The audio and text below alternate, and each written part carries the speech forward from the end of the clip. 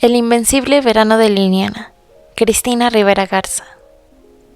Los corazones vivos no se olvidan de los corazones muertos. El sistema educativo de la Universidad Autónoma Metropolitana fue inaugurado a inicios de 1974, como respuesta directa a la presión ejercida por los movimientos estudiantiles de 1968, específicamente después de la brutal represión del 2 de octubre. Con 5 campus distribuidos en la enorme mancha urbana de la Ciudad de México, Coajimalpa, Xochimilco, Iztapalapa, Lerma y Azcapotzalco, estas sedes públicas no solo cubrieron la demanda generada en distintas áreas de una urbe que crecía a ritmos destemplados, sino que también se presentaron como una alternativa novedosa, de vanguardia, frente a otras instituciones de enseñanza superior. Utilizaban un meteórico sistema de trimestres, y, en lugar de otorgar los grados en base en clases individuales, adoptaron un método pedagógico transversal que favorecía la enseñanza interdisciplinaria y el trabajo en equipo. Si ir de cualquier sitio de provincia a la capital del país solía implicar un cambio drástico de paisaje, velocidad, vida, ir de una preparatoria tradicional, en cuyas explanadas merodeaban de vez en cuando las vacas, a un campus de dimensiones generosas con amplios jardines que acentuaban los lugares de encuentro. Debió haber sido brutal. Liliana tuvo que haber sido feliz aquí, dije apenas puse un pie en la explanada bulliciosa que llevaba directamente a la biblioteca. No nos tomó más de 20 minutos llegar desde la calle de Mimosas hasta las puertas tubulares de color naranja del campus universitario, primero en metro y luego en un pecero que esperaba justo a las puertas de la estación de la UAM. Compartimos el espacio estrecho del vehículo con estudiantes que llevaban largos planos enrollados, jóvenes con audífonos, señoras con hijos. ¿Hace cuánto que no oímos cantar a Yuri su maldita primavera? Y nos bajamos donde se bajó todo mundo. Tuvimos que escribir nuestros nombres en una enorme libreta de tapas rojas para poder entrar, y también dejamos ahí nuestras identificaciones oficiales. Una empleada muy platicadora nos describió con todo detalle lo que teníamos que hacer para dirigirnos a la Facultad de Arquitectura. El bullicio llenó el aire de repente, las risas, las carcajadas, el fragor de cuerpos juntos, chocando unos contra otros, el humo de muchos cigarrillos. Había pintas demandando lo imposible y pósters que anunciaban ciclos de cine o la visita extraordinaria de algún especialista internacional. Había sobre todo energía, algo desatado, una vivacidad nerviosa, muy ángel. Se enredaba y desenredaba entre los troncos de los árboles a gran velocidad y se regaba. Después, en torno a las esculturas públicas, pasaba a través de los ventanales, debajo de las puertas, entre los puestos donde vendían cigarrillos sueltos, electrizando el ambiente por completo. Ahí estaba Liliana, su presencia, toda entera. ¿Qué es lo que se prende en el cerebro cuando creemos que de un minuto a otro aparecerá frente a nosotros lo que perdimos hace mucho tiempo? El edificio de arquitectura se abrió como por encanto detrás de los comedores. Una pequeña exposición fotográfica y un par de mesas de libros a la venta nos recibieron a la entrada. En el centro de la facultad relucían las mesas de trabajo en las que rodeaban hileras de lockers a medio abrir. Había estudiantes por todos los rincones. Grupos de jóvenes de cabelleras largas y pantalones de mezclilla platicaban plácidamente, discutían con pausas, soltando carcajadas de vez en cuando.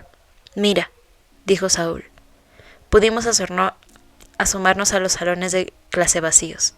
La luz de invierno traspasaba los grandes ventanales, iluminando a su paso los numerosos respiradores de madera acomodados por filas. Los corazones vivos no se olvidan a los corazones muertos, decían las letras del mural que decoraban el espacio de la escalera con grandes flores coloridas e imágenes de los estudiantes de Ayotzinapa, desaparecidos a la fuerza en septiembre de 2014 en el estado de Guerrero. La Facultad de Arquitectura estaba en la universidad, pero también en el mundo. Nos quedamos un rato atónitos, escuchando los murmullos, observando. En el movimiento de los cuerpos, su cuerpo en movimiento, su cuerpo vivo entre los otros cuerpos. Un joven taciturno fumaba un cigarrillo a solas en el puente que libagaba el segundo piso del edificio al edificio de junto. Parecía que contemplaba lo que acontecía allá abajo, pero en realidad veía hacia adentro, solo hacia sí mismo. Cuando pasamos a sus espaldas se volvió a vernos de reojo, una sonrisa apesumbrada, una sonrisa que llevaba ahí una eternidad, colgando de sus labios, atrapada en un rostro de otra manera amable, casi bello, nos avisaba que no estábamos solos. A cualquier tipo obsesionado con el control debe de aterrorizarlo un campus así, le dije a Saúl mientras seguíamos avanzando. A cualquier depredador obsesionado con limitar la libertad de una chica, esto debe darle miedo o rabia. Los estudiantes reburbujaban entre grupos que caminaban de forma a cada segunda. ¿Qué? Los estudiantes reburbujaban los grupos que cambiaban de forma a cada segundo. Células en continua expansión. Avanzaban y se detenían a la ligera. Se conectaban y desconectaban sin ningún aviso.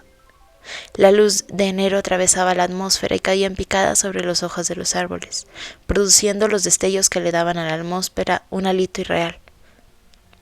El tiempo se detenía y explotaba a la vez, multiplicándose en el acto. Ahí estaba Liliana, en otro invierno, con la luz del mismo sol picándole la piel. Ahí iba, corriendo, tratando de llegar a tiempo a una clase insoportable. Esa era ella, auscultándose la punta del cabello sobre la barda de piedra de uno de los patios. Podía oír su voz en todos lados. El eco de su risa. El campus es justo lo contrario al panopticon. Le mencioné a Saúl, pensando que estaba diciendo algo novedoso. Él me estrechó la mano derecha y se rió. Ningún ojo solitario podría verlo por completo. Nadie podría abarcarlo en su totalidad. Entramos a la biblioteca y husmamos entre los estantes, buscando las tesis de arquitectura de los 90. Intuíamos que así podríamos obtener una lista de los compañeros de clase de Liliana que hasta ese punto nos eran completamente desconocidos. Interrumpimos la junta en la que participaba un profesor, antiguo colega mío de la ENEP Anacatlán, para pedirle orientación en la burocracia universitaria. El maestro Saúl Jerónimo, director del área de humanidades, nos contactó con Martín Durán, el encargado de los expedientes académicos, y con la oficina de la licenciada Rocío Guadalupe Padilla Saucedo, titular de la Oficina de Asuntos de Género. Allá fuimos, a la hora de la comida, y ahí nos atendieron con amabilidad y presteza, sin importar que ya no eran, en su sentido estricto, hora de trabajo. Aunque Martín Durán accedió a buscar la historia académica de Liliana en el sistema de computación, nos aclaró que no la podría compartir por cuestiones de privacidad personal. En el último minuto, cuando ya estábamos listos para retirarnos de su oficina, alicaídos, nos dijo que su promedio había ido aumentando con el tiempo y que, en el momento en que se interrumpían sus datos, era en verdad muy bueno.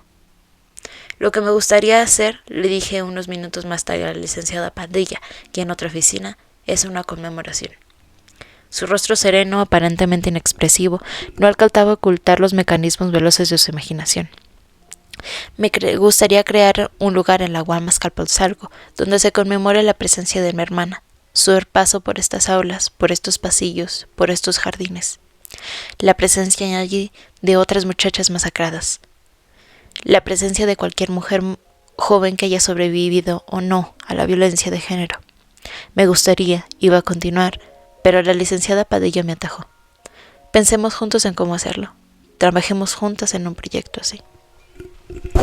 Capítulo 5. Allá va una mujer libre. Laura Rosales.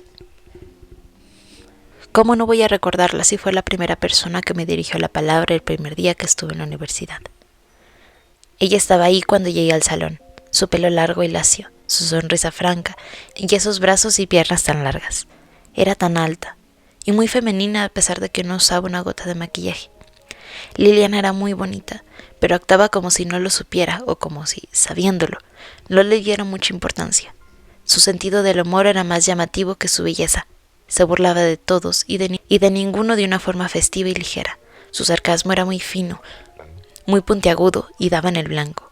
Liliana era una chica especial. Yo venía del Cebetis de la Magdalena Contreras, un sistema de educación técnica que la UNAM no reconoció oficialmente en aquel entonces. Aquí sí que no me quedó otra más que solicitar admisión en la UAM.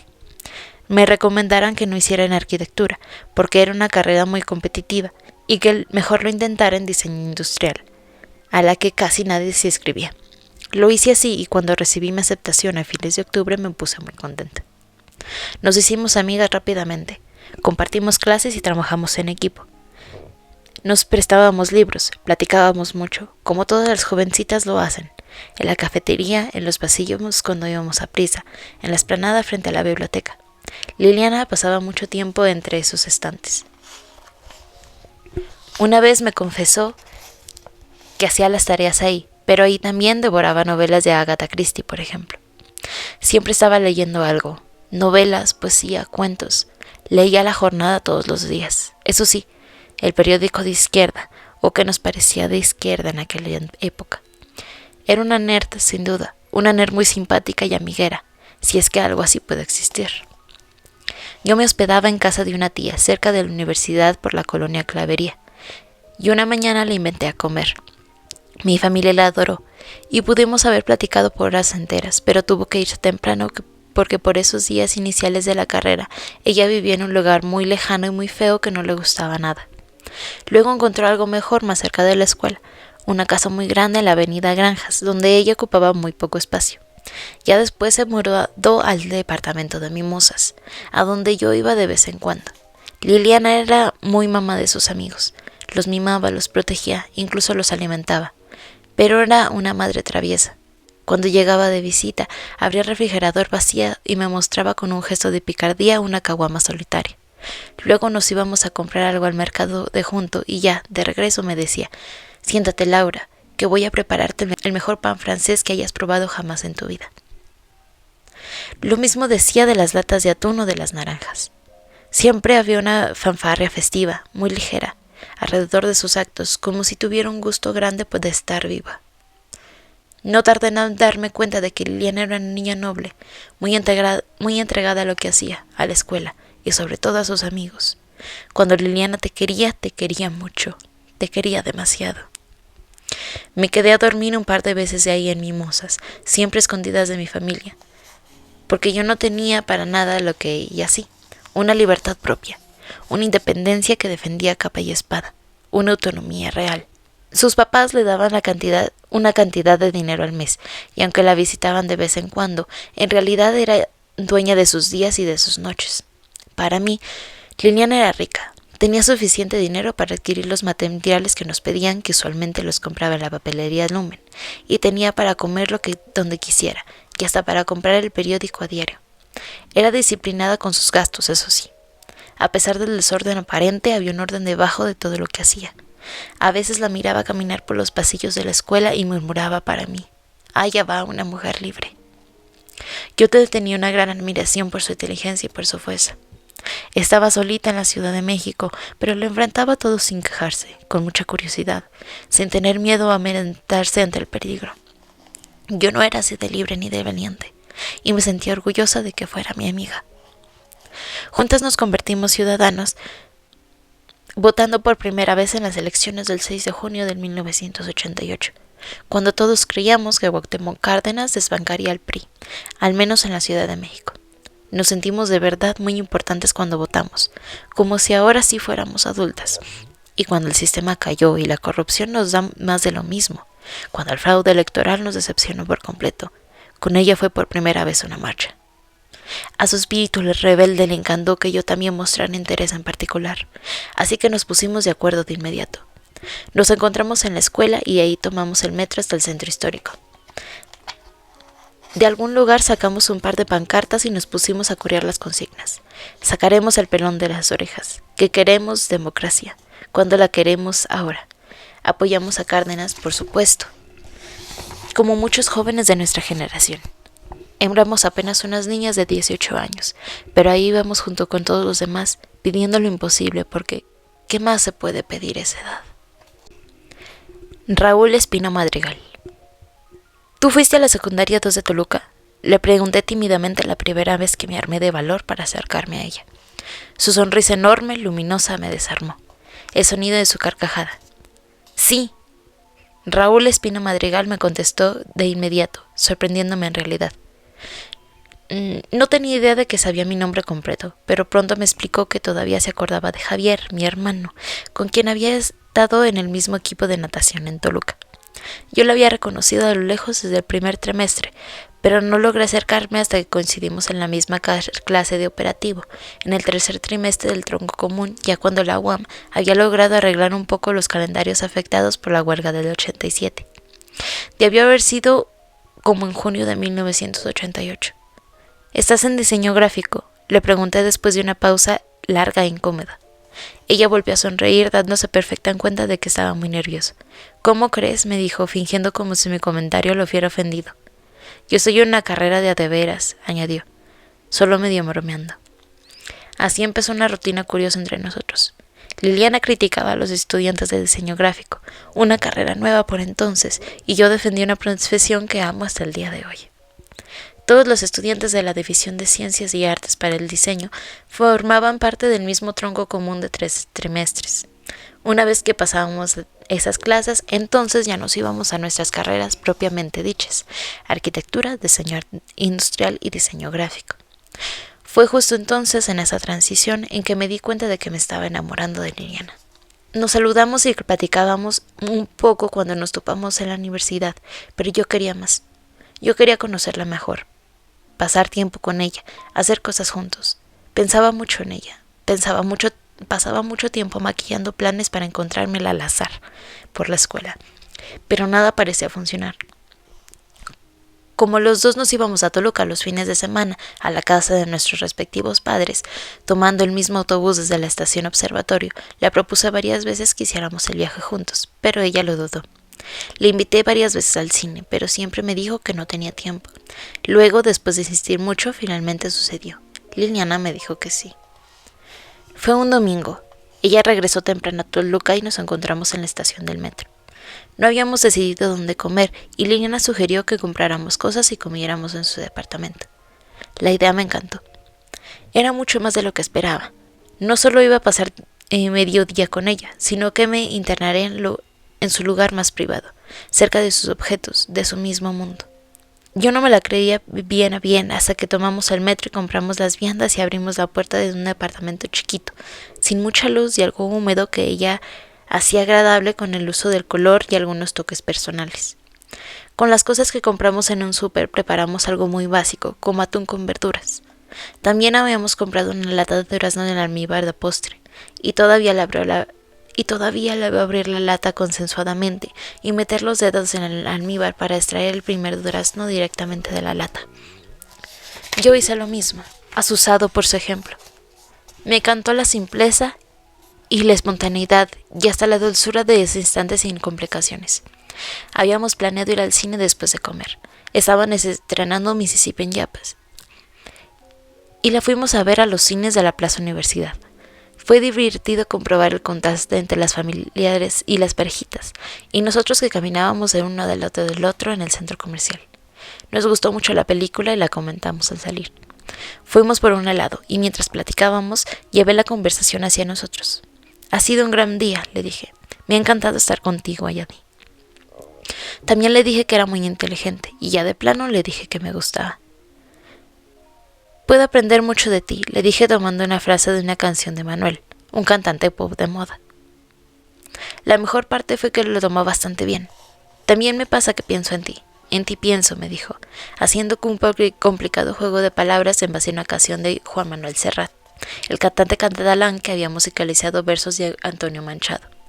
Hice un comentario acerca de nuestras diferencias, de cómo mis referencias eran de Manuel y las suyas de Serrat, pero que eso estaba bien. Ella sonrió como si se encontrara muy lejos. Ella sonrió como si se estuviera asomando desde un lugar en el que no le podía alcanzar. Parecía serena más que halagada y vagamente interesada. Me quedé con la idea de que había sido un buen principio. Ana Cádiz. ¿Puedo probarte una natilla?, me preguntó un buen día de la nada. Estábamos en la cafetería, una frente a la otra, y aunque comíamos a la par, Lili parecía estar pensando en otra cosa. Ya nos habíamos visto y hasta platicado un poco, pero no nos conocíamos tanto como para comer del plato de la otra. A mí me extrañó un poco su petición, pero también me complació. Le dije que sí podía, y acto seguido Liliana metió el dedo índice directamente en el platito y se lo chupó con gusto. ¡Qué osadía! La escena me dejó temblando, entre divertida y horrorizada. Nadie había hecho algo así enfrente de mí, y nadie lo ha hecho otra vez desde entonces. Pero la alegría que me invadió en ese momento fue verdadera y nueva. La euforia, un relámpago, algo completamente indescifrable. Lili me miró con cautela después de eso, como si esperara un veredicto. Yo me quedé observándolo por un buen rato mientras ella guardaba silencio. Debí sonreír en algún momento porque de repente ella se relajó. Parecía que se había liberado de algo pesado. Fue como si hubiera descansado de algo que le inquietaba. Nos echamos a reír. Eso hacíamos mucho juntas. Reír. Nos reíamos de nosotras mismas y nos reíamos de los demás.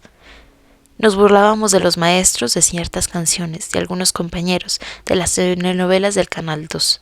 De hecho, nos podíamos ver telenovelas solo para tener el placer de burlarnos de ellas. Un placer perverso, eso sí, su ironía era infinita, su sentido del humor. Su afición a la lectura le hacía tener una visión muy personal de las cosas. Liliana era inteligente y era más, luminosa. Hicimos clic.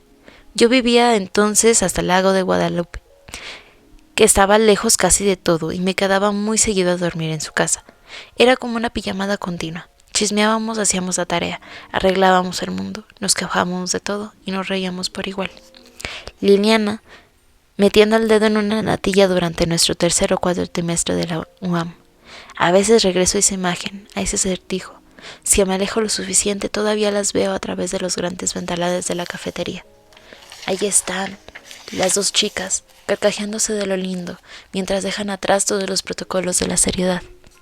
Apenas se están conociendo, pero ya han hecho un mundo aparte para ellas dos solas, un mundo en el que son absolutamente libres. La felicidad es tan real, tan hecha de carne, que se puede roer. Allí están todavía, sin moverse, maravilladas entre sí, sabiendo que el futuro las aguarda. Liliana es el nombre que le di a mi libertad. Laura Rosales. Una vez Lili me invitó a ir a Toluca un fin de semana y yo acepté con gusto. Llegamos a su casa y como no había nadie, nos fuimos caminando a su casa de su novio, que se llamaba Ángel. Yo no lo conocí entonces, ni lo vi siquiera porque Liliana entró muy rápidamente por las llaves de un bochito blanco en el que nos iríamos de paseo. Te voy a llevar a conocer un lugar mágico que nunca olvidarás, dijo con la fanfarria a la que me tenía acostumbrada mientras nos subíamos al auto. Una expectativa cautelosa me creció por dentro. Manejamos hacia las afueras de la ciudad en una estrecha carretera de 2 carriles rodeada de sauces. Almoloya de Juárez, un ojo de agua sagrado detrás de una iglesia colonial. Había niños bañándose en las aguas curativas de un riachuelo, mujeres con rebozos doblados sobre las cabezas lavando ropas a mano. Vas a ver algo increíble, me advirtió a medida que nos aproximábamos. Que me preparara, me dijo, que mantuviera la mente abierta. Recargamos la mano sobre la reja de hierro que rodeaba el manantial y estiramos el cuello. Algunos peces de colores se deslizaban morosamente entre las algas. Algunas monedas doradas nos miraban desde el fondo del agua. Trazas de tantos deseos del pasado. Las nubes pesadas se detenían, trémulas, sobre la superficie calma del agua. Mira bien, me dijo. Si pones atención vas a ver una raya en el agua. ¿Cómo que una raya en el agua? Me tomó mucho tiempo distinguir eso que también describió como si fuera un cabello que dividía el agua sucia en agua limpia. Cuando al fin lo detecté, soltamos la carcajada. Fue un momento mágico, uno de los muchos momentos mágicos que Liliana tenía razón, no olvidaré jamás. Se notaba que Lili apenas empezaba a manejar o que no estaba acostumbrada a ese coche, porque se le quedó parado varias veces en el camino de regreso. Era uno de esos autos de cambios manuales, a los que hay que apretarles bien el clutch para meter el cambio, pero logramos llegar sanas y salvas a entregar el auto en buen estado, y de ahí caminamos de regreso a su casa. Al final nos fuimos juntas a la Ciudad de México en autobús. Luego alcancé a divisar ese mismo coche algunas veces en el estacionamiento de la universidad, o desde el pecero cuando yo iba llegando saliendo de la escuela. Supuse que el chico que lo manejaba era ese Ángel que no había saludado en Toluca. Un lunes Lili llegó caminando con dificultad a la escuela. ¿Qué te pasó?, le pregunté pensando que se había caído. Liliana respondió con evasivas, como a medias, tratando de decir algo que yo no alcanzaba a entender. Es que Ángel, dijo. ¿Ángel qué?, me atreví a preguntarle. Ya me había confiado antes que... Desde que había empezado la universidad, Ángel se había vuelto más celoso que de costumbre. Él había reprobado el examen de admisión, así que no tuvo otra alternativa más que trabajar en el negocio familiar, que quedaba en Toluca. A Liliana le preocupaba que él se sintiera menos que ella. Ese era su carácter. Le preocupaba siempre el dolor de los demás. ¿Ángel qué?, insistí. Fue entonces que me dio a entender que la había lastimado. No supe si podía hacer otra pregunta o si era mejor guardar silencio. Las relaciones sexuales no eran un tema tan fácil de abordar entonces. Muchas chicas tenían sexo con sus novios, eso no era tan inusual, pero hablar abiertamente de eso, al menos entre nosotros, no lo era. De entre las cosas que dijo, concluí que el día anterior había ido a casa de Ángel, que se habían bañado juntos y que habían tenido relaciones sexuales. Estaban dormitando cuando él la despertó, insistiendo en que tuvieran sexo de nueva cuenta. Liliana no dijo explícitamente que la forzó, pero sí me contó que al final él le había pedido disculpas. En otra ocasión llegó con un brazo vendado. Cuando le pregunté, me dijo que se había respaldado en la bañera y que se había herido con un vidrio roto. La explicación me pareció razonable, pero aún así me quedé con dudas. Algo estaba pasando, pero no entendía qué era. Su alegría, su sentido del humor, esa manera suya de caminar por la escuela como si el mundo le perteneciera, pronto disiparon mis dudas. Poco tiempo después, Lily me dijo que había terminado con Ángel, pero que él no la dejaba ir. Me jaloné a Laura, decía, agarrándome literalmente del brazo, inventando el movimiento que describían sus palabras. La huella de sus dedos sobre mi antebrazo era rojiza y tardó un buen rato en desaparecer. Manolo Casillas Espinal. Yo no quiero tener ningún novio, declaró un buen día todo lo que él quisiera oír. ¿Y eso por qué? Le pregunté como si no me importara. Porque luego los hombres se creen que una es una posesión, dijo. Y yo no voy a lidiar con eso. Eso no va conmigo.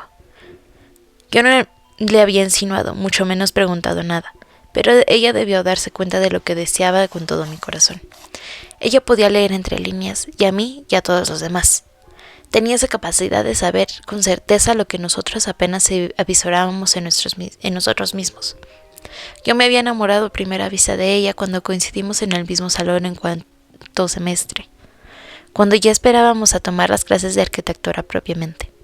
Liliana es extrovertida, muy sociable y amiguera, pero era también encantadora, así que aprendimos a apreciar su franqueza, su honestidad, uno de sus valores favoritos. Siempre tuvo una manera única de lidiar con el lenguaje. Nos hablaba a todos como si viniera de un sitio en el que nosotros apenas nos dirigíamos, y yo añoraba ese sitio que ella dejaba atrás para estar aquí en el mundo con nosotros. Empezamos a colaborar en el mismo equipo pronto. La carrera siempre fue muy demandante, así que era como un trabajar de noche durante el fin de semana, y como su casa nos quedaba cerca a todos, se convirtió en nuestro lugar de encuentro. Ahí íbamos, a Mimosa 658, para extender planos o construir modelos de escala o compartir apuntes. Así, poco a poco, aprendí a apreciar la manera en que Liliana se acercaba a la arquitectura. Cómo dejaba volar su imaginación para salir con soluciones ingeniosas para problemas de diseño y de producción. La arquitectura fluía dentro de ella. No era algo intuitivo, sino más bien orgánico. Si cierro los ojos todavía puedo verla claramente. Aquí viene, mírala, su pelo lacio y largo, brillante bajo el sol, moviéndose de izquierda a derecha mientras camina, casi siempre con prisa a través de las esplanadas de la escuela. Muy alta, muy esbelta, muy a su aire. Su chamarra de piel negra y la mochila de su espalda. Una rebelde, una lectora, una intelectual. La chica que no quiere tener ningún novio. Otón Santos Álvarez. La manera en que contaba historias. Debió haber sido el segundo o tercer trimestre. En todo caso, cuando ya estábamos cargados con los proyectos en común. Estábamos atrás en la escuela, en la área de las famosas quesadillas a la hora del almuerzo. Mordisqueábamos la comida y la escuchábamos al mismo tiempo. Liliana estaba contando una historia rocambolesca sobre una visita que había hecho el fin de semana a las pirámides de Teotihuacán. Ella se destartillaba de risa y nosotros todos alrededor nos reíamos sin parar. De hecho, llorábamos de la risa, y a través de esas lágrimas de alegría la vi justo ahí, en el centro de nuestra atención, la líder de nuestro grupo, sin duda. No solo la más lista, sino también la más centrada y la más madura entre nosotros. Siempre tan cábula. A nosotros nos interesaba pasar las materias, prepararnos bien para obtener un buen empleo y hacer algo de dinero. Pero a Lily, en cambio, siempre le interesaron muchas otras cosas. La arquitectura no era nada más una profesión para ella, sino una forma de explorar el mundo material que nos rodeaba.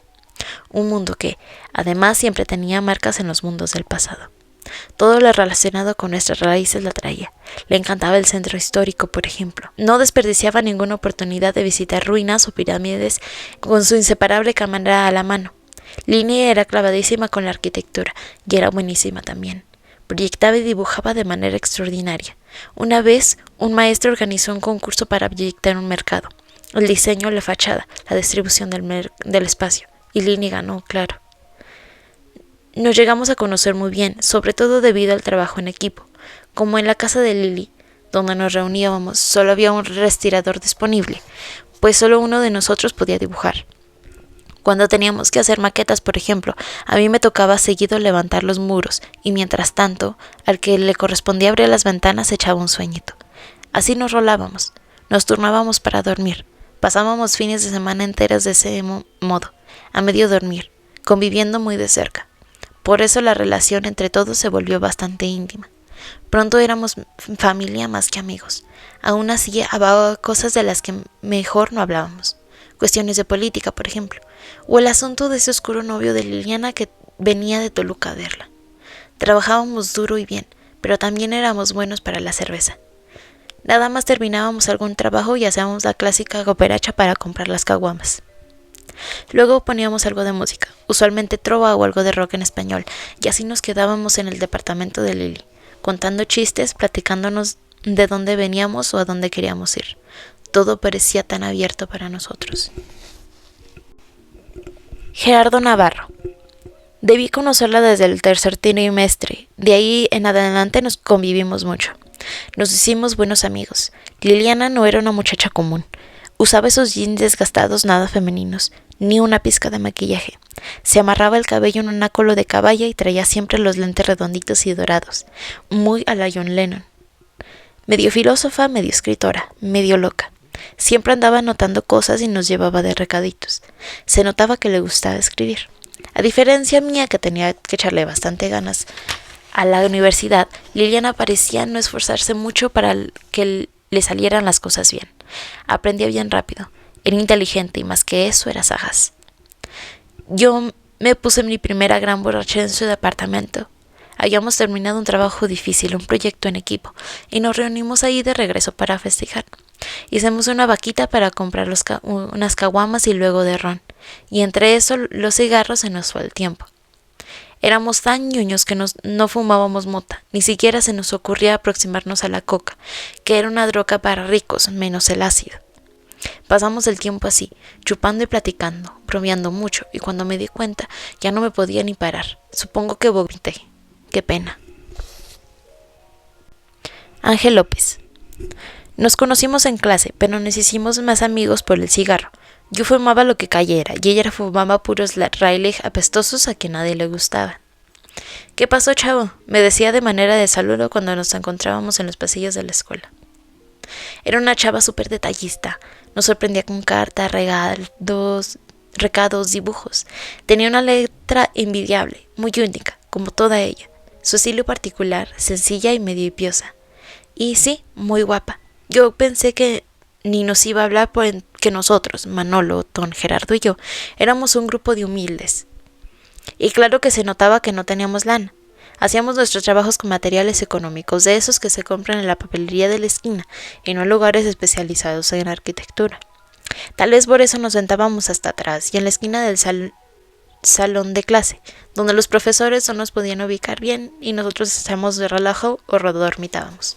Un día, Liliana se sentó cerca de nosotros y descubrimos que era muy buena onda. A mí también me gustaba mucho Liliana, como a Manolo. Un día, platicando entre los dos, llegamos a la conclusión de que él tenía más posibilidades de conquistarla, sobre todo porque vivía más cerca de ella, también en Azcapotzalco. Yo vivía en ese entonces hacia el norte de la ciudad, y la verdad adelantaba más interesado en ella que yo. Con el tiempo, Liliana se hizo muy amiga de Ana, y andaban juntas por todos lados. Aunque Ana andaba con Fernando, o más bien, duró un buen rato con Fernando, mientras andaba de un lado a otro con Liliana. Un día, el 13 de enero, me hizo un pastelito para mi cumpleaños. Norma Javier Quintana. A los dos nos gustaba vestir de negro. ¿A poco lees elecciones?, me dijo una vez sin poder ocultar la sorpresa y la decepción. Yo venía de un colegio religioso y la UAM había sido un choque cultural enorme. La noté ya desde tercer trimestre porque andaba de mezclilla, con colores pasteles muy a la Flans. Además era muy alta. La empecé a tratar un poco después cuando me cambié de turno de la tarde. Yo había reprobado estructuras y Liliana no quería llevar la clase de instalaciones con el profesor que le daba en la mañana. Para entonces ya traía el cabello bien largo y había dejado los colores pasteles por el color negro. Nunca se quitaba su famosa chamarra de piel, como de motociclista. Una vez me propuso un reto. Veríamos cuál de las dos aguantaba ponerse el mismo pantalón por 3 semanas sin lavarlo. Ninguna ganó. En ese tiempo empecé a hacer con ella algo que nunca había hecho antes: salir de clase. Íbamos a tomar café o nos recargábamos sobre algún muro y pasábamos horas platicando. Tenía infinidad de cosas que contar. Decía que después de la carrera quería irse a Inglaterra, con Ana, que ese era su plan. Hablábamos de los maestros. Ella estaba ayudándole a su profesor con una investigación histórica. Leí unos libros, hacía unos resúmenes y se los entregaba en fechas determinadas. Si no lo hubiera mencionado, yo no habría sabido que eso era posible, ser asistente de un profesor. Luego me propuse hacerlo también. Siempre aseguraba que había que sospechar de las televisoras. Por ella conocí a los integrantes de ese equipo de trabajo, que más bien era como una familia. Liliana, su líder indiscutible.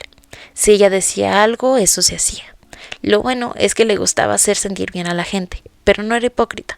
Si le caías bien, daba la vida por ti. Si no, ni siquiera te volteaba a ver. Cuando hacíamos trabajos juntas poníamos mucho un cassette de YouTube, la canción With or Without You. Le gustaba especialmente.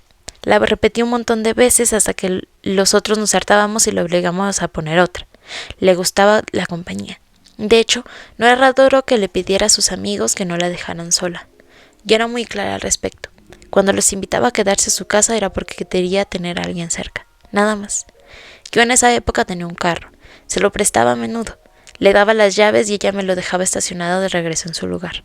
Un día me confesó que amaba el Pato Lucas.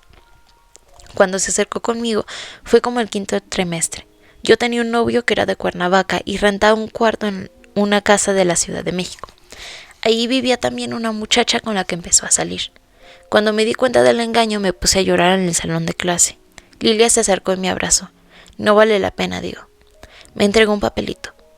En lo más crudo del invierno aprendí que existe en mí un invencible verano.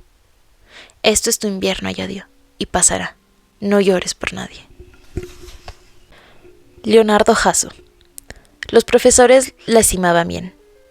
Había una que de hecho le pedía a Liliana que la acompañara mientras ella iba pasando de respirador en respirador calificando nuestros proyectos. Tan pronto como terminara su comentario, la profesora le pedía a Liliana una evaluación propia. Una vez, cuando se aproximaron a mi lugar de trabajo, Liliana fue dura conmigo. Cuidadosa pero dura. Pero eso hizo que, además de parecerme interesante, me agradara más su estilo. La pretendí un tiempo, quería que fuera mi novia. Pero yo andaba buscando una novia a la antigüeta, de manita sudada. Y Liliana tenía ideas muy distintas sobre todas las cosas. Decía, por ejemplo, que la Biblia era un libro de historias divertidas y que el noviazgo nada más era una manera de disfrazar el afán de posesión de los chavos. No creía en eso para nada, no creía en el noviazgo. No me di por vencido tan fácilmente, aprovechaba cualquier oportunidad para hablar con ella. Así supe que había sido nadadora, lo que explicaba su cuerpo fuerte, aunque no tuviera para nada los hombros anchos. Era muy lista, eso sí, con muy buen promedio. Supuse que eso era porque venía de una familia de profesionistas. Me contaba mucho de su papá, que estaba haciendo o acababa de hacer un doctorado, y de su hermana que estudiaba algo en Estados Unidos. Me encantaba su pelo también, lacio y brillante. Una vez nos vimos en Toluca, no me acuerdo si la sorprendí allá, donde sabía que iba a visitar a sus padres el fin de semana. O si lo planeamos y ella fue por mí a la central de autobuses. Creo que le hablé por teléfono sin avisar e insistir que nos viéramos. Ella llegó en un coche viejo y me llevó a visitar un ojo de agua de Almoloya de Juárez, donde, por más que quise, no pude distinguir la famosa raya que, según sus explicaciones, separaba el agua sucia del agua limpia del manantial. Después me llevó a un campo cercano de ahí. A mí me trajeron mis papás alguna vez a acampar, me dijo. Era un área llena de pinos y oyameles al que le gustaba regresar para pasar ratos a solas. Emilio Hernández Garza. Ah, cómo le gustaba ir al cine a esa muchacha. Nosotros convivimos mucho cuando yo tuve una cafetería en la delegación Álvaro Obregón como 1 año y medio. Ella iba ahí, dizque para ayudarme con la caja registradora, aunque en realidad iba un poco por la compañía y otro poco para hacer un dinerito cobrando los alimentos. Cuando se iba, a menudo también se llevaba alguna cajetilla de sus horribles cigarros de leja. Pero nunca fue desconsiderada. Nunca se aprovechó de que fuéramos primos. Iliana, mi pareja en ese tiempo, y Liliana se llevaba muy bien. Ellas fumaban cigarrillos y platicaban mientras yo andaba ajetreado en las labores de la cafetería, viéndolas de lejos. Tenía cada puntada. Una vez quedamos de vernos en el parque de Sosomoc, cerca del metro. Ella tardaba en llegar y yo, sin darme cuenta, me quedé dormido sobre la banca. Cuando me despertó, con una gran risoltada, me dijo que me había tomado unas fotos así, como un borracho cualquiera en la gran Ciudad de México. Siempre andaba con su cámara colgando del cuello para todos lados. Tomaba fotos de edificios viejos, paisajes desolados, gente apresurada cruzando las calles de la capital o primos que dormían en público. Lo nuestro era organizar maratones de cine. Los domingos, cuando regresábamos temprano de Toluca o cuando mi trío la traía a buena hora, nos organizábamos para pasar un buen rato en el cine.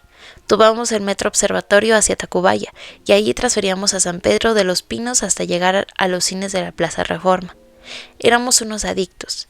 Aprovechábamos cualquier día o más o menos libre para ir al cine y ver películas todo el día, a veces desde las 10 de la mañana.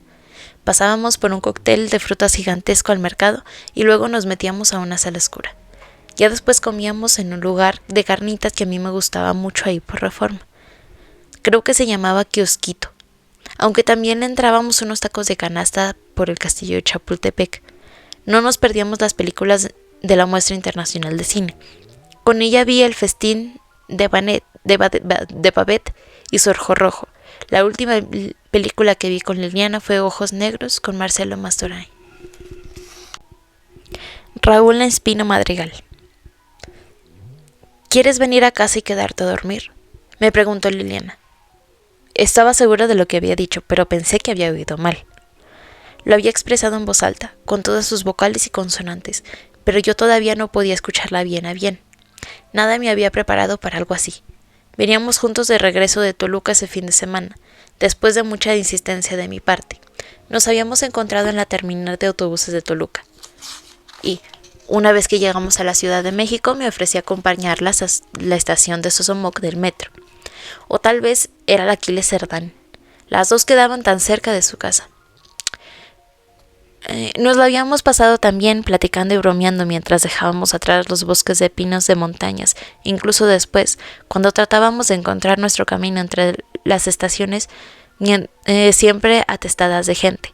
Estábamos a punto de despedirnos cuando me lo preguntó, y me sorprendí tanto que me quedé con la boca abierta, sin saber qué decir. Liliana tenía esa cualidad, dejarme sin habla. Podría decir las cosas más dulces y las más crueles con igual desenvoltura. Nada en el aburrido en medio. Todavía sin salir de mi pasmo, mientras me pasaba miles de cosas a toda velocidad por la cabeza, remató con la frase: prometo que no te violo. Así, con esa sencillez y a la vez tan de frente, Liliana terminó de meter el tema sexual en la ecuación de manera casi natural. Una jugada maestra. Con todo, no quería arriesgarme. Ella y yo no andábamos muy bien esos días, y aunque la habíamos pasado excelente esa tarde, preferí decirle que las tías con las que vivía en el parque hundido me esperaban a cenar. Para mi sorpresa, Liliana insistió. No quiero estar sola, admitió finalmente. Ándale, quédate en la casa. Si quieres, yo le pido permiso a tus tías. No podía creer lo que estaba oyendo. Todavía no podía creer que tuviera tanta suerte. Acepté, por supuesto. Pero no pasará nada más, me aseguró antes de emprender la marcha. Yo no tenía ningún problema con eso. Esa noche platicamos sin parar mientras nos preparábamos para tendernos juntos sobre un colchón doble que estaba a ras del suelo. En algún momento, entre una y otra historia, le pregunté si podía acariciarle la espalda. Ella hizo una pausa, considerando la cuestión como un gesto grave. Es una decisión muy importante, dijo. Por lo que puede implicar, añadió, pero aceptó de cualquier manera. Después de un rato, cambiamos de posición y ella me acarició la espalda a mí. Así estuvimos mucho tiempo, platicando entre arrumacos y besos. Esa era la definición del paraíso. No me acuerdo cómo fue que salió la conversación el tema que yo nunca había tenido relaciones sexuales, cosa que me dio algo de pena, pero era la verdad. Qué interesante, dijo sin elaborar nada más. Le confesé que no habían tenido ninguna relación significativa y que en realidad no me interesaba el sexo en sí. Yo lo que quiero es amor, le dije, estar enamorado. Liliana me miró con sus enormes ojos tristes, casi sin pestañear. Esto es perfecto, le aseguré. Yo pensaba que ya habría tiempo para algo más cuando fuera adecuado. No quería presionarla, no quería que se sintiera incómoda conmigo. En el diario que había empezado no hacía mucho escribí, tal vez con más optimismo del necesario, que al finalmente ya éramos algo. No novios exactamente, pero algo, y que ya habría tiempo para que nuestra relación se diera plenamente, también al nivel del amor físico. Despertar a un lado de Liliana fue un sueño hecho realidad. Ella dejó un rosario de besos en mi espalda al inicio de la mañana. Buenos días, me dijo con su gran sonrisa. Estaba eufórico, seguro de que por fin habíamos pasado esa siguiente etapa como pareja, pero pronto me di cuenta de que no era así. Me levanté temprano y me fui a la universidad corriendo porque tenía clase temprano, y cuando volví a verla en la escuela, otra vez era distante, y no dejó que me acercara. Así era la relación con ella, de altibajos, típicos de cariño y cercanías esporádicas. Ileana González Rodarte. Nunca platicamos tanto, mucho menos de cosas personales, pero en las horas en que convivíamos en la cafetería de Emilio y cuando nos visitaba en nuestra casa en San Lorenzo, Acopilco, me quedé con la idea de que Liliana estaba muy al tanto de lo que acontecía en el mundo. Le interesaba la política. Fumaba un montón de cigarrillos mientras hablaba de cine, pero también de música.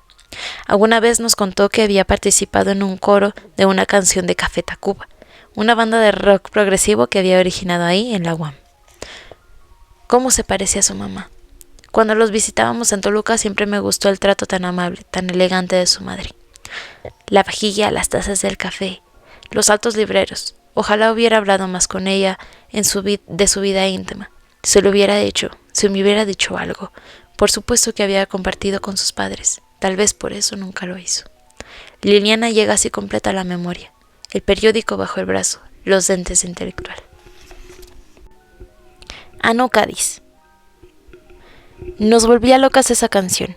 Siempre poníamos el acento en la palabra fragilidad, la mía, la de ella. Y luego hablábamos de nuestra fuerza juntas. No recuerdo exactamente cuándo, pero Liliana me prestó un libro que había leído de muy chica y había convertido en una lectura fundamental para ella. Milena de Margaret Buber-Neumann. Un libro de pastas negras muchas veces manoseado. Se contaba ahí la historia de esta escritora y activista ejemplar, Milena Genensky, que por desgracia o por fortuna es más recordada ahora como la amante de Franz Kafka, a quien en verdad quiso mucho. La historia empieza y acaba en el campo de concentración donde Margaret y Milena se encontraron y a pesar del infortunio y la tragedia, a pesar del hambre y del frío, a pesar de los cruces de los tiempos, se hicieron muy amigas. Nos sorprendía la manera en que ambas relataban el autoritarismo y la hostilidad de su entorno con un amor a la vez pleno y ligero. Milena, cuyo nombre quiere decir amada, desobedecía más por costumbre y menos por principio todas las reglas del campo de concentración. En lugar de guardarse para sí o escabullarse en la cizaña o el aislamiento, se prodigaba con una determinación que a veces parecía simple estupidez. Pero ese era su dogma, el amor. Liliana no solo se sentía identificada con una mujer para quien la amistad era su máxima personal, alguien para quien darse era darlo todo, aunque también le exigía todo en reciprocidad, sino también reconocía en el libro el entorno en que vivíamos que, a veces, en nuestros momentos más oscuros, equiparábamos un campo de concentración. Se nos limitaba tanto, más bien, las expectativas para nuestras vidas eran tan estrechas que con frecuencia nos sentíamos como dentro de una camisa de fuerza. Y no hablo de nuestros papás, hablo de todo en general. Había que comportarse de cierta manera. Había que dar poco y con medida.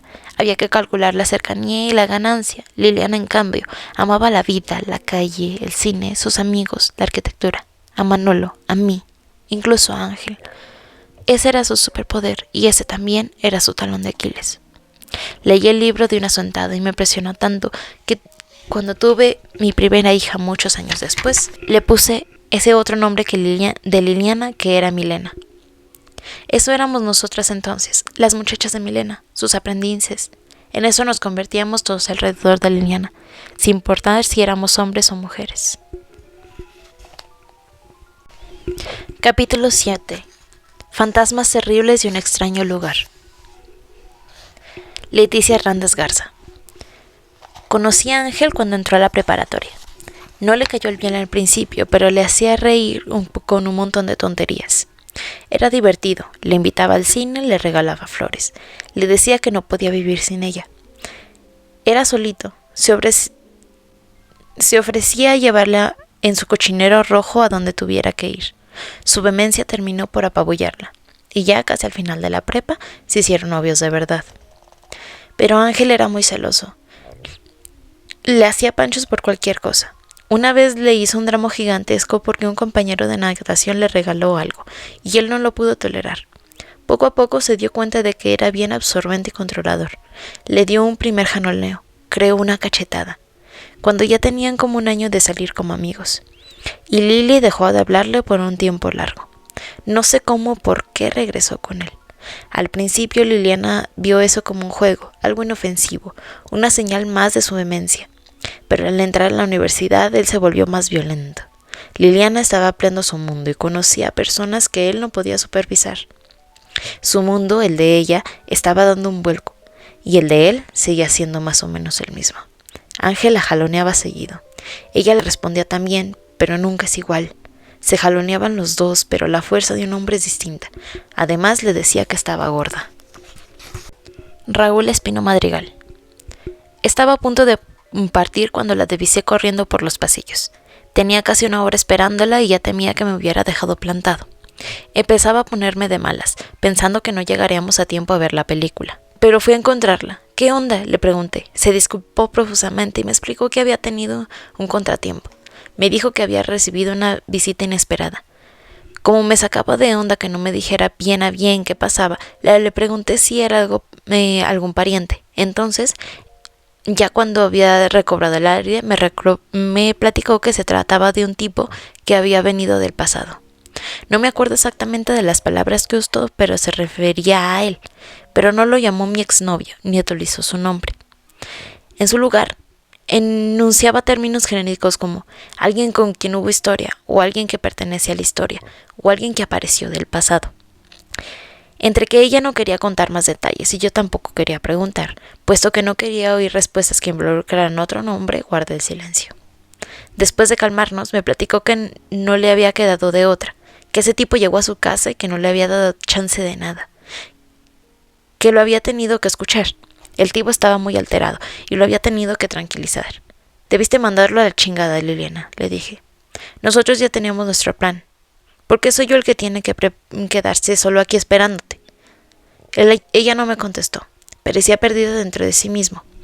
Finalmente le pregunté qué onda con ese fulano. Me miró directamente a los ojos. Ya te dije, es alguien que pertenece al pasado, repitió. Alguien que pertenece ya a la historia, y que no significa nada para mí. Estamos en el presente, Raúl. El pasado no pertenece al presente, así no cuenta. Pero justo después admitió que había sido algo más grave. El tipo llevaba una de esas cosas que disparan balas, y esa frase sí la recuerdo textualmente porque me impactó.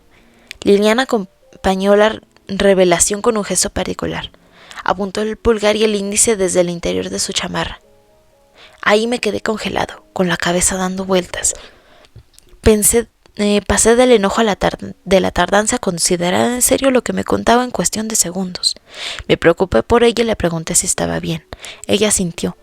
Por lo que entendí, la amenaza era hacerse daño él mismo. ¿Suicidarse, quieres decir? Le pregunté. Nada más para asegurarse de que estaba entendiendo. Y ella volvió a sentir.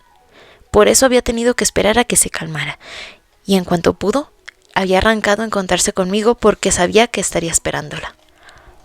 No le pregunté qué había hecho para calmarlo. No le pregunté dónde estaba ese hombre a donde había ido. No se me ocurrió voltear a ver alrededor para corroborar que no estuvieras acechando detrás de algún matorral. Todo fue muy raro en ese momento. La mezcla del ojo con los celos no me dejaba entender de quién estábamos hablando. ¿Cómo era que, de la nada, aparecía un personaje así. Y todavía más, ¿qué implicaciones tendría para su vida o para la mía con ella? El tema del arma era un asunto aparte. Era, por supuesto, algo absolutamente ajeno para mí. Nunca había tenido más del mínimo cercano con algo similar, ni de la manera más remota. Era algo que simplemente no existía en mi mundo. Un arma. Alguien con un arma en la ciudad. Me escandalizaba que Liliana estuviera metida en algo así, pero ella me dijo entonces que no había problema, que todo estaba bajo control. ¿Estás segura?, le pregunté. Sí, me dijo. Y yo le creí. ¿Qué hacemos entonces?, nos preguntamos después de un rato, dándonos cuenta de que seguíamos ahí, sentados sobre el borde del pasillo de una escuela casi vacía a esa hora. Lo importante es que estés bien, le dije. Sonreímos sin ganas, como si hubiéramos corrido un maratón y tuviéramos mucha sed. Vimos el reloj y nos preguntamos qué podíamos hacer para aprovechar el resto de la tarde. Nos incorporamos casi al mismo tiempo y salimos hacia el cine a toda velocidad, sabiendo que llegaríamos tarde a la película. El cambio fue súbito. De repente ya estábamos corriendo, atravesando la ciudad en una combinación de metro, autobús y taxi. Encontramos a mis amigos en las primeras filas del cine. Alcanzamos a ver un cachito de Acusado de Judy Foster, que estaba estrenando esa semana. Debe haber sido marzo. Sí, marzo de 1989. La primera vez que supe de un novio se trataba de Ángel. Bueno, habría que corregir, su exnovio, no su novio. Creo que nunca lo llegué a ver en persona. Sabía que él a veces la llevaba de la casa de Toluca, que a veces pasaba por ella a la universidad y a veces la esperaba en el departamento de Mimosas. Realmente no sé si solo vi una foto suya, pero lo tenía ubicado físicamente. Él andaba en una moto roja muy ruidosa o en un sedán negro, un auto compacto. Lo que sí me acuerdo es que era una relación en la que ella quería salirse, pero no podía.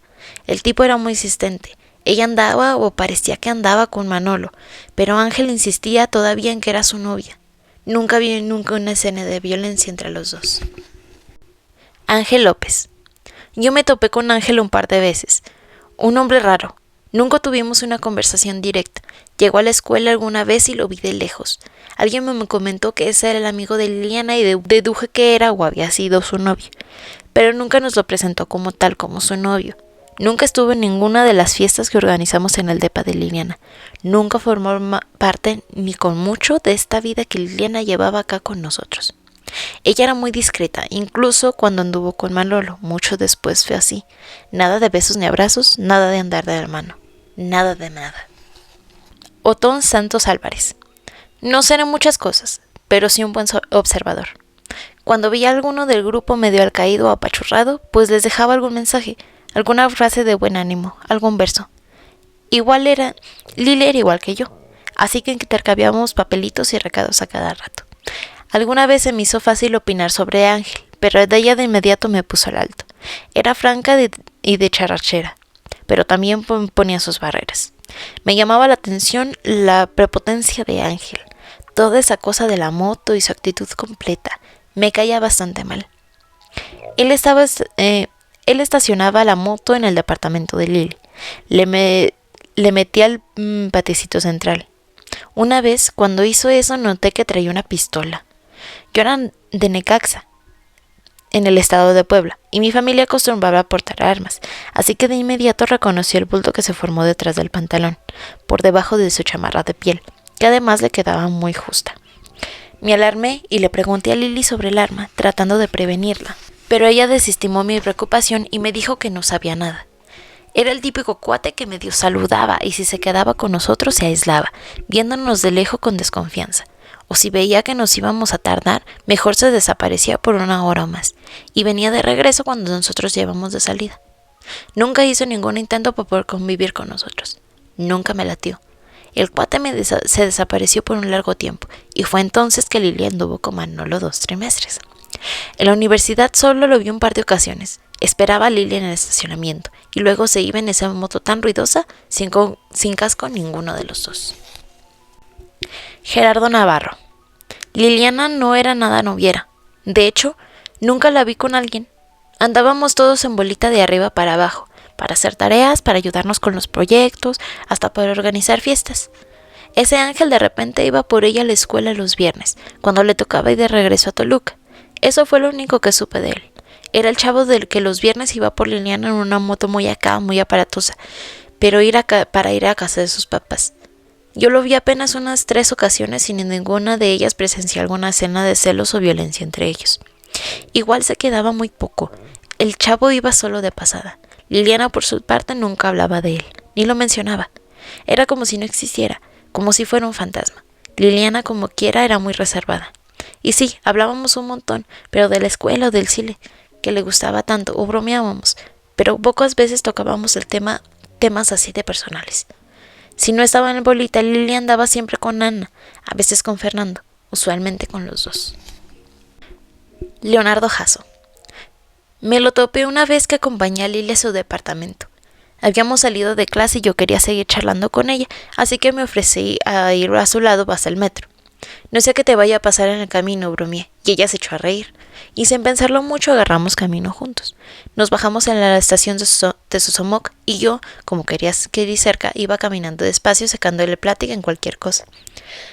Tomamos la calle de los Camellanes y luego nos topamos con Mimosas y ahí doblamos a la derecha. Él estaba esperando en un auto negro. Yo me detuve casi por instinto, titubeé, pero Liliana me dijo que no había problema, que Ángel era un amigo de Toluca. Y casi me jaló del codo para que avanzara a su lado. Cuando se bajó del auto, Ángel me vio con mucha desconfianza y aunque me dio la mano, yo sentí una vibra muy pesada. Hasta sentí que tenía que darle una explicación, cosa que no hice. De cualquier forma, la acompañé hasta la puerta de su departamento y ahí todavía platicamos otro rato. Ese día entendí que Liliana no era libre. Ano Cádiz.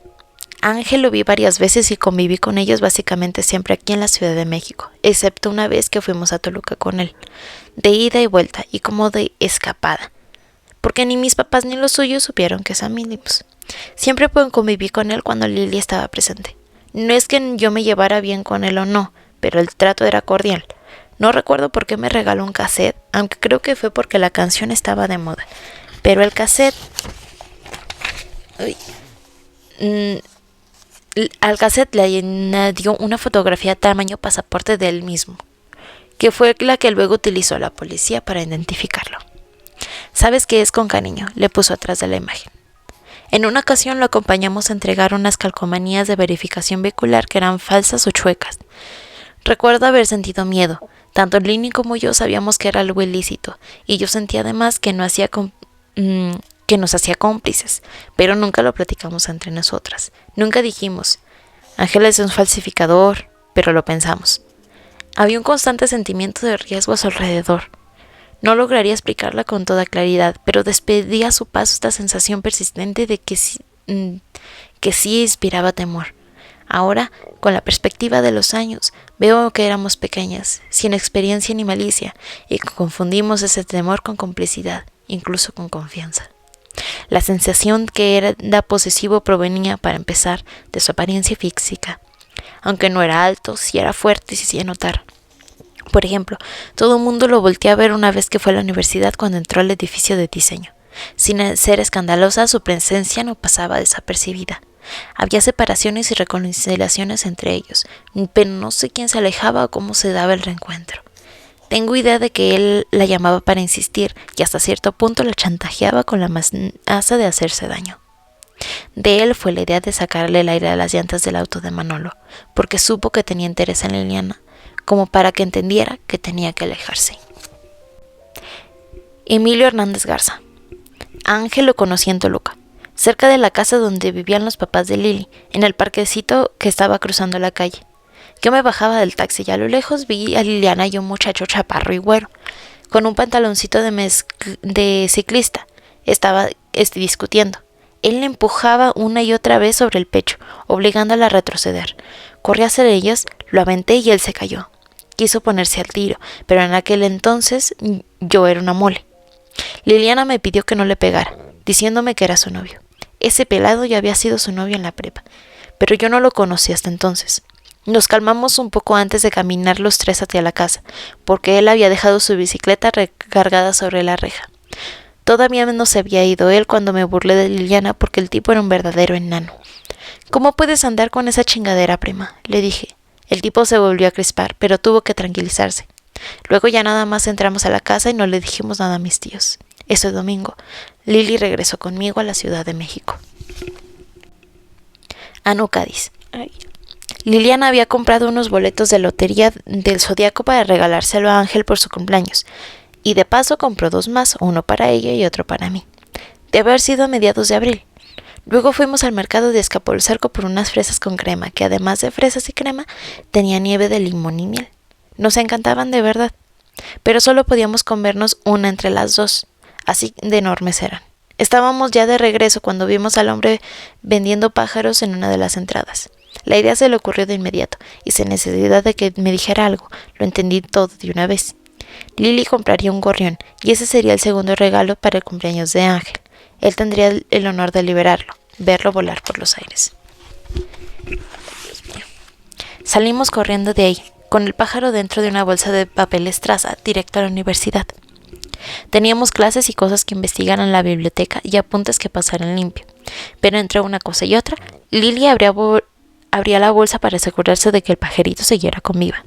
Así pasaron las horas y Ángel no llegó o se le hizo tarde. Tenemos que liberarlo nosotras, me dijo Liliana un poco después del mediodía, toda caria consentida. Toda caria consentida.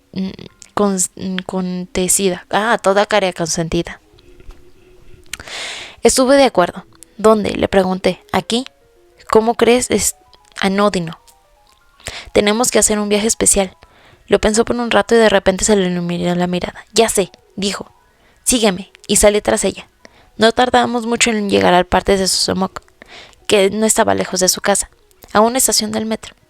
Quiso que hiciéramos un pequeño ritual. La libertad, me lo recordaba a cada momento, era lo más importante en la vida. Cuando finalmente abrimos la bolsa y esperamos al que el gorrión tomara aire y saliera volando. Pero no fue así. Dio un par de pasos sobre el pasto y luego cayó. Tratamos de reanimarlo, pero pronto entendimos que ya no podíamos hacer nada. Su muerte nos destrozó el corazón. Está en un mejor lugar ahora, le dije a Liliana, que se había quedado inmóvil, muy consternada, como si algo se le hubiera quebrado dentro. Estaba a punto de ser libre, dijo cuando ya caminábamos a paso lento hacia su casa. Lo está, le dije tratando de reanimarla.